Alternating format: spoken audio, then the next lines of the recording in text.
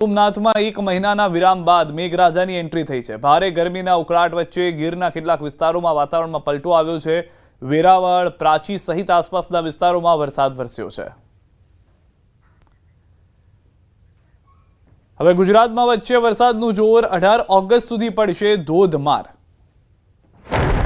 લોકોનું ભલે જન્માષ્ટમીનું વેકેશન શરૂ થતું હોય, પણ હવે મેઘરાજાનું વેકેશન પૂર્ણ થઈ રહ્યું છે। જન્માષ્ટમીની રજાઓમાં જમાવટ કરવા માટે મેઘ સવારી વાસ્તે ગાજતે આવી રહી છે। આગામી 1 અઠવાડિયા સુધી મેઘરાજા રમઝટ બોલાવશે। હવે વરસાદનું જોર વધશે। હવામાન વિભાગે આગાહી કરી છે કે 18 ઓગસ્ટ સુધી ભારેથી અતિભારે વરસાદ પડી શકે।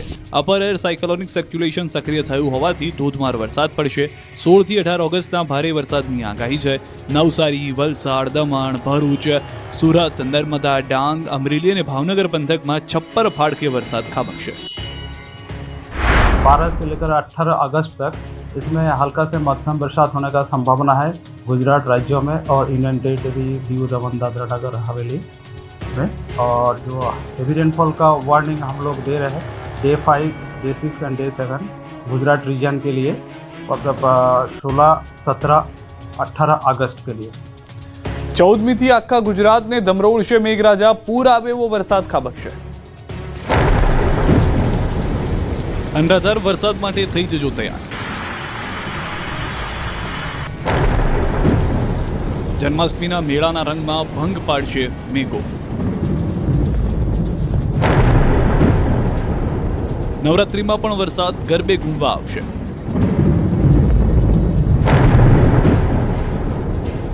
અંબાલાલ પટેલ અને રમણીક વામજાની વિસ્ફોટક આગાહી। ગુજરાતીઓ ફરી વરસાદમાં ભીંજાવા તૈયાર થઈ જજો। ફરી એકવાર પૂર આવે એવો વરસાદ ખાબકવાનો છે।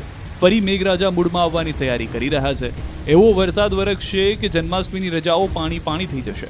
લોકમેળાના રંગમાં ભંગ પાડશે વરસાદ। પ્રચંડ પૂર આવશે, તબાહી મચી જશે।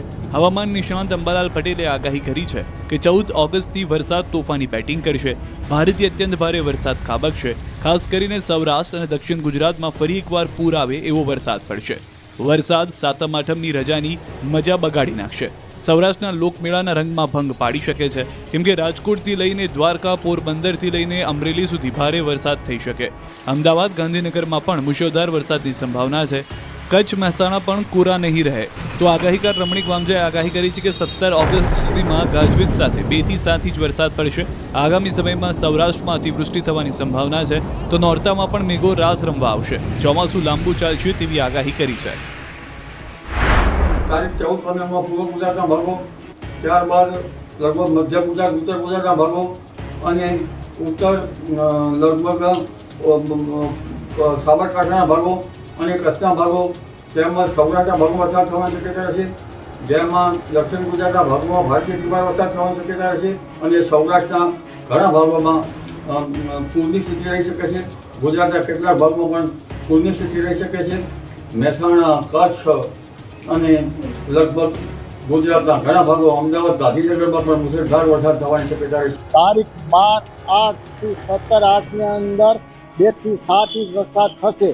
એનું કારણ કે આજે રાતે 12 વાગે 12:55 થી 2 વાગ્યા સુધી ચંદ્રમાં એક મોટું કુંડાળું હોવાથી અને વરસાદ સારામાં સારો સમગ્ર સૌરાષ્ટ્રમાં ગાજવી સાથે વરસાદ થશે અને વરસાદ હજી પાછતરા વરસાદ થશે। એનું કારણ કે ભાદરવા મહિનાની અંદર ચંદ્રગ્રહણ, સૂર્ય 2 આવવાથી સૌરાષ્ટ્રની અંદર જે અતિવૃષ્ટિ થશે, નોરતાની અંદર વરસાદ થશે, ગાજવી સાથે વરસાદ થશે। હજી ઘણો ચોમાસું લાંબુ હાલશે। ડેરા કલાકાર દેવાદ ખવડ ફરી વિવાદમાં છે। દેવાદ ખવડ અને તેના માણસોએ તાલાલા ગીરના ચિત્રોડ ગામે અમદાવાદના સનાથલ વિસ્તારમાં રહેતા ધ્રુવરાજસિંહ ચૌહાણ પર હુમલો કર્યો હતો, જેમાં દેવાદ ખવડ અને તેમના માણસો જેમાં સવાર હતા એ ફોર્ચ્યુનર કારે ધ્રુવરાજસિંહ ચૌહાણની કારને ટક્કર મારી હતી, જેમાં કાર રોડની બાજુમાં ઉતરી ગઈ હતી। ત્યારબાદ દેવાદ ખવડના માણસોએ ધ્રુવરાજસિંહ ચૌહાણને માર માર્યાનો દાવો છે। ધ્રુવરાજસિંહ પગમાં ઈજા થતા સારવાર માટે આગળ રિફર કરવામાં આવ્યા છે। સૂત્રોના જણાવ્યા મુજબ અમદાવાદના સનાથલમાં રહેતા ધ્રુવરાજસિંહ ચૌહાણ સહિતના 3 લોકો કાલે ચિત્રોડ ગામે આવેલા ક્રિષ્ના રિસોર્ટમાં રોકાયા હતા। ધ્રુવરાજસિંહ ચૌહાણે પોતે ગીરમાં હોવાનું સ્ટેટસ મૂક્યું હતું અને લઈને દેવાદ ખવડ અને તેના માણસોએ રેકી કરીને બબાલ કરી હોઈ શકે છે। પોલીસે આ કેસમાં દેવાદ ખવડ અને તેના માણસોને ઝડપી લેવા ચક્રો ગતિમાન કર્યા છે। મહત્વનું છે કે બંને વચ્ચે 6 મહિના પહેલા અમદાવાદના સનાથલમાં ઝઘડો થતા સામસામે ફરિયાદ નોંધાઈ હતી। અમદાવાદના નહેરુનગર પાસે ઝાંસીની રાણીના પુતળા પાસે 2 લોકોને અડફેટે લેનાર આરોપીને કોર્ટમાં રજૂ કરાયો હતો. બ્રેઝા કાર ચાલક રોહન સોનીએ લઈને પોલીસ કોર્ટમાં પહોંચી હતી ત્યારે મેટ્રો કોર્ટે આરોપીના 2 દિવસના રિમાન્ડ મંજૂર કર્યા છે. જોકે પોલીસ જ્યારે આરોપીને લઈ મેટ્રો કોર્ટ પહોંચી ત્યારે પોલીસ વાનમાંથી આરોપીને બહાર કાઢતા જ લોકોએ રોહન સોનીને માર માર્યો હતો. કેટલાક લોકો આરોપી આવે તેની જ રાહ જોઈને ઊભા હતા. પોલીસે રોહનને ગાડીમાંથી બહાર કાઢતા જ કેટલાક લોકો રોહનને ટાર્ગેટ કરી દીધો હતો. રોહનની ધોલાઈ કરી નાખી હતી. ધીકાપાટું માર માર્યો હતો. થોડી વાર માટે તો કોર્ટ પરિસરમાં અફરાતફરી મચી ગઈ. આરોપીને બચાવવા માટે પોલીસને પણ પરસેવો છૂટી ગયો. રોષે ભરેલા લોકોએ આરોપીને છોડવાના મૂડમાં ન હોય તેવું દેખાયું. દોડાવીને માર્યો. અંતે લોકોના મારથી બચવા પોલીસ દોડતી આરોપીને મેટ્રો કોર્ટમાં અંદર લઈ ગઈ. જેમ તેમ કરીને કોર્ટમાં પહોંચાડ્યો હતો. સુરતમાં નવી સિવિલ હોસ્પિટલ વિસ્તારમાં એક માનસિક અસ્થિર મહિલા ઝાડની ટોચ પર ચડી ગઈ. મહિલાને નીચે ઉતારવા માટે ફાયર વિભાગની મદદ લેવાઈ. સુરક્ષાના ભાગરૂપે ફાયર વિભાગની ટીમે નીચે ઝાડ પાથરી અને મશીનરીનો ઉપયોગ કરી મહિલાને સુરક્ષિત રીતે ઝાડ પરથી ઉતારી લેવામાં આવી હતી.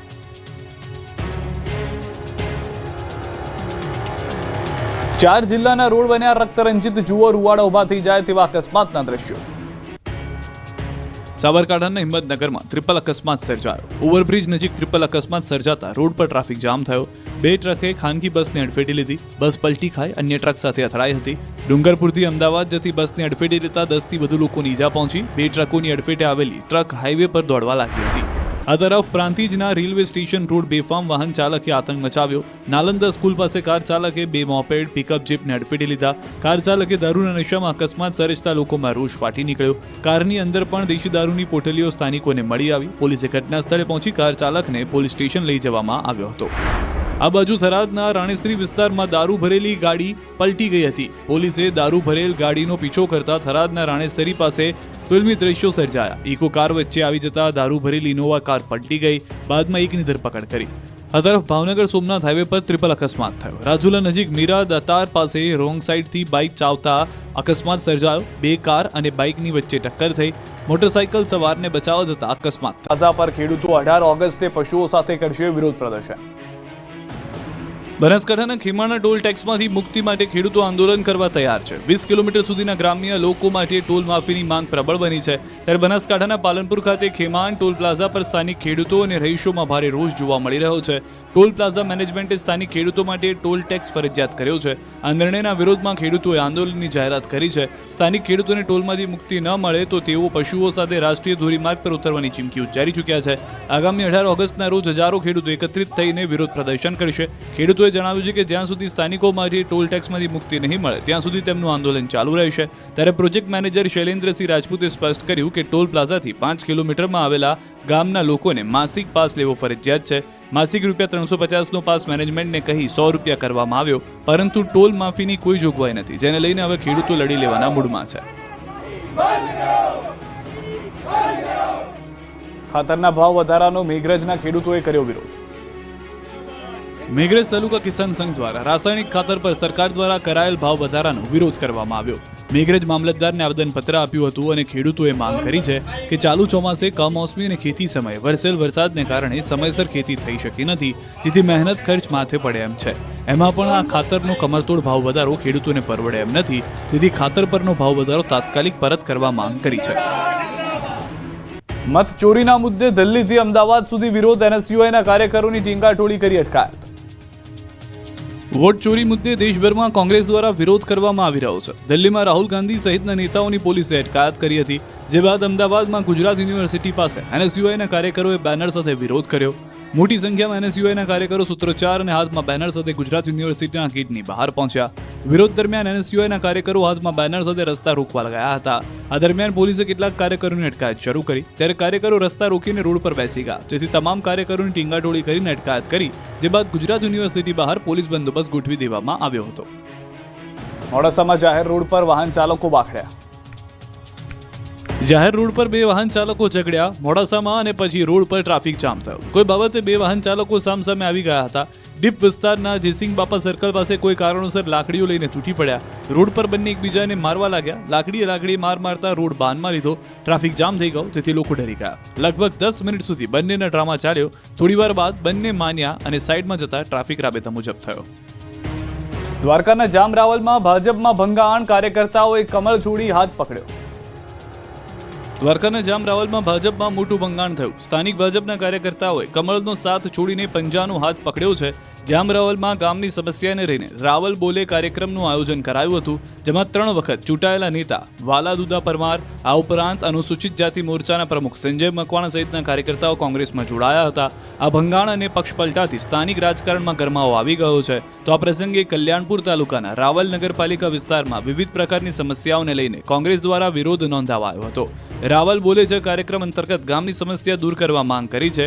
રોડ રસ્તા અને ગંદકી તેમજ પાણી સહિતના મુદ્દે પાલિકાના સત્તાધીશો તેમજ પદાધિકારીઓ પર આકરા પ્રહારો કર્યા છે. કોડીનાર પંથકમાં ખુલ્લેઆમ દારૂના અડ્ડા ચલાવતા હોવાનો પૂર્વ ધારાસભ્યનો જ આક્ષેપ. ગીર સોમનાથ, ઉના અને કોડીનાર પંથકમાં પોલીસની મીઠી નજર હેઠળ ખુલ્લેઆમ દારૂના અડ્ડા ધમધમી રહ્યા છે. ખુલ્લેઆમ દેશી દારૂનું વેચાણ થાય છે. આવું અમે નથી કહી રહ્યા, પણ ઉનાના પૂર્વ ધારાસભ્ય પુંજા વંશે સણસણતા આક્ષેપો પોલીસ પર કર્યા છે. એટલું જ નહીં, પુંજા વંશે કોડીનાર પોલીસ પર ગંભીર આરોપ લગાવી દેશી દારૂના ખુલ્લેઆમ વેચાણના વિડીયો પણ શેર કર્યા, જેમાં એક મહિલા બાળક સાથે બેઠી છે અને દેશી દારૂની કોથળીઓ બાળકને રમાડી રહી છે. આ વિડીયો વાયરલ થતાં જ ખળભળાટ મચી ગયો. પુંજા વંશ આક્ષેપ કર્યો કે બુટલેગરો અને પોલીસની મિલીભગત છે. હપ્તા ચાલતા હોવાથી કામગીરી થતી નથી. બીજી તરફ કોડીનાર પીઆઈએ તમામ આરોપોનું ખંડન કર્યું. પોલીસે સ્પષ્ટતા કરી કે ચાલુ વર્ષે કોડીનાર પોલીસે પ્રોહિબિશનના 838 કેસ કર્યા, જ્યારે 8 બુટલેગરોને પાસા હેઠળ ધકેલ્યા, જ્યારે 22 બુટલેગરોને તડીપાર કરાયા છે. કોડીનાર તાલુકાનું અને ગીર સોમનાથ જિલ્લાનું યુવાધન જે છે એ બરબાદ થઈ રહ્યું છે, મૃત્યુના મુખમાં ધકેલાઈ રહ્યું છે અને એટલા માટે જિલ્લા પોલીસ કડકમાં કડક હાથે કામ લે. બિનઅનામત આયોગમાં ચેરમેન સહિતના હોદ્દા ભરવા માંગ કરી. બિનઅનામત આયોગમાં ચેરમેન સહિતના હોદ્દા ખાલી છે. ચેરમેન, વાઇસ ચેરમેન સહિત સમગ્ર બોર્ડમાં નિમણૂકો બાકી છે. ત્યારે તાત્કાલિક નિમણૂકો કરવા રાજપૂત સમાજ અને પાટીદાર સમાજ માંગણી કરી રહ્યા છે. પાટીદાર અને રાજપૂત સમાજના આગેવાનો ગાંધીનગર જઈ પ્રવક્તા મંત્રી અને ઉદ્યોગ મંત્રી સહિતના નેતાઓને મળીને આ બાબતે રજૂઆત કરી. તો આ તરફ રાજપૂત એકતા મંચની માંગણીને પાટીદાર સમાજે ટેકો આપ્યો. સરકાર તાત્કાલિક બિનઅનામત આયોગની જગ્યા ભરે તેવી રજૂઆત કરી. 25/8 પહેલાં ગુજરાત સરકાર બિનઅનામત વર્ગના બોર્ડ અને નિગમમાં ચેરમેન અને વાઇસ ચેરમેન સાથે બોર્ડની નિમણૂક કરે અને અત્યારે હાલમાં જે એમડી છે એમને કાયમી હોદ્દો આપવાની વાત કરી રહ્યા છીએ, ત્યારે સરકાર આ બાબતમાં યોગ્ય પગલાં લે, કારણ કે અમારા ખૂબ જ વિદ્યાર્થીઓ હેરાન થઈ રહ્યા છે. વલસાડ, અમદાવાદ, રાજકોટના મંદિરમાં ચોરી કરતા ચોર પકડાયા. વલસાડમાં તસ્કરો બેફામ બન્યા. હવે મંદિરમાં પણ તસ્કરોએ તરખાટ મચાવ્યો. બજારો અને રહેણાંક વિસ્તારમાં ચોરી કરતી તસ્કર ટોળકીથી હવે મંદિરો પણ સુરક્ષિત નથી. વલસાડના છેવાડે આવેલા પારનેરા ડુંગર પર આવેલા ચંડિકા માતાજીના મંદિરને તસ્કરોએ નિશાન બનાવ્યું. મોડી રાત્રે તસ્કર ટોળકી આ મંદિરમાં ત્રાટકી અને મંદિરના દરવાજા તોડી સોના ચાંદીનો શણગાર અને ચાંદીના છત્તરની પણ ચોરી કરી હતી. ચોરી કરતા અગાઉ તસ્કરોએ મંદિર પરિસરમાં લગાવેલા સીસીટીવી કેમેરાની પણ તોડફોડ કરી. ન માત્ર મહાકાળી મંદિર, પરંતુ આ પરિસરમાં આવેલા હનુમાનજી મંદિર અને મહાદેવજીના મંદિરમાં પણ તસ્કરોએ હાથફેરો કર્યો અને આ મંદિરની દાનપેટી તોડી હતી. મહાકાળી મંદિરમાંથી તસ્કરોએ 5 કિલોથી વધુ ચાંદીના દાગીના અને છત્તર સહિતના સોનાના દાગીનાઓની ચોરી કરી અને ફરાર થઈ ગયા. તો રાજકોટ ગ્રામ્ય લોકલ ક્રાઇમ બ્રાન્ચની ટીમે મંદિરોમાં લૂંટ તેમજ ઘરફોડ ચોરી કરનારી ગેંગના 3 સભ્યોને ઝડપી પાડ્યા. પૂછપરછમાં આરોપીઓ ખુલાસો કર્યો કે હાઈવે ઉપર આવેલા તેમજ હાઈવેથી નજીક હોય તેવા મંદિરોને ટાર્ગેટ કરતા હતા, તેમજ જે મંદિરમાં લોકોની અવરજવર ઓછી હોય તેવા જ મંદિરમાં લૂંટનો પ્લાન ઘડવામાં આવતો હતો. તો સાથે જ મંદિરોમાં મહંત કે સાધ્વી એકલા રહેતા હોય તેવા મંદિરોને લૂંટ માટે પસંદ કરવામાં આવતા હતા. આ તરફ અમદાવાદ સહિત અન્ય શહેરોમાં ચોરી કરી જુગારમાં પૈસા લગાવનાર આરોપી પોલીસ સકંજામાં આવી ગયા છે. નવરંગપુરા અને ઝોન 1 LCB પોલીસે રાજુ ખત્રીને ઝડપી પાડ્યો. અઠવાડિયા પહેલા નવરંગપુરામાં બનેલ ઘરફોડ ચોરીના બનાવમાં આરોપી ઝડપાયો. ચોથા માળે બારીમાંથી અંદર ઘૂસી સોના ચાંદીના દાગીના સાથે રોકડ રકમની ચોરી કરી. પોલીસે સોના ચાંદી અને રોકડ સાથે રૂપિયા 8.31 લાખનો મુદ્દામાલ જપ્ત કર્યો. આરોપીને ઓનલાઈન ગેમિંગનો શોખ હતો. ચોરી અને લૂંટ કરી તેના પૈસા ઓનલાઈન ગેમિંગ અને જુગારમાં વાપરતો હતો. રંગીલા રાજકોટમાં લોકમેળાની તડામાર તૈયારી.